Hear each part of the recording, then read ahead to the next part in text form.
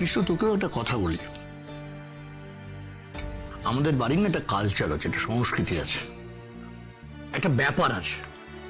আমরা কখনো বাড়ির মহিলাদের অসম্মান করে কোনো কথা বলিনি। তুই তো এই বাড়িতে ছোটবেলা থেকে দেখছিস, আমি বা তোর বাবা, আমরা কখনো তোর মার সঙ্গে বা তোর জেঠির সঙ্গে কখনো হতশ্রদ্ধা নিয়ে কোনো কথা বলেছি?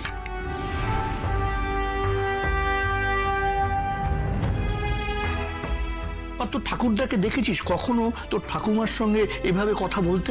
কোনোদিন না।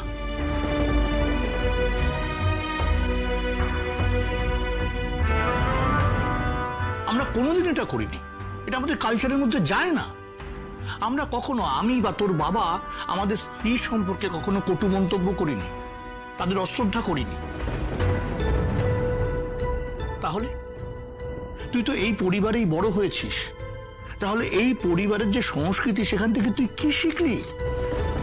কৃষ্ণ, দেখ, তুই যথেষ্ট বড় হয়েছিস, ম্যাচিওরড।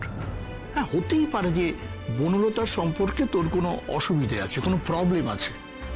তা তুই সেক্ষেত্রে তোর ডিসিশনে স্টিক করে থাকলি না কেন? না, তখন তো বেশ মানে জোর গলায় বললি, তোমাদের পছন্দই আমার পছন্দ, তোমরা যেটা ভালো মনে করবে সেটাই করবে, এইভাবে নিজের একটা ভালো ছেলের ইমেজ আমাদের সামনে রাখলি। তাহলে এখন এখন এটা তুই কেন করছিস? আমি বুঝতে পারছি না।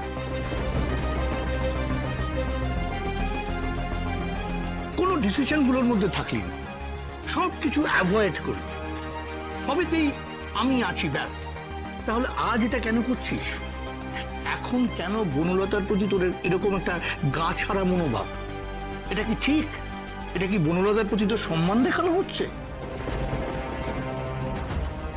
দেখ, আমি বলতে বাধ্য হচ্ছি, বনলতা তোর স্ত্রী, ও কিন্তু সম্মান ডিজার্ভ করে, ডিজার্ভ করে। দিদিমণি, আমি ওকে কোনো অসম্মান করিনি। প্রবলেম হচ্ছে তোমরা আমার কোনো কথা বিশ্বাসই করছো না। কৃষ্ণ, তোমার বোধহয় একবার ভালো করে ভাবা দরকার যে তুমি কি করছো আর তোমার কি করা উচিত।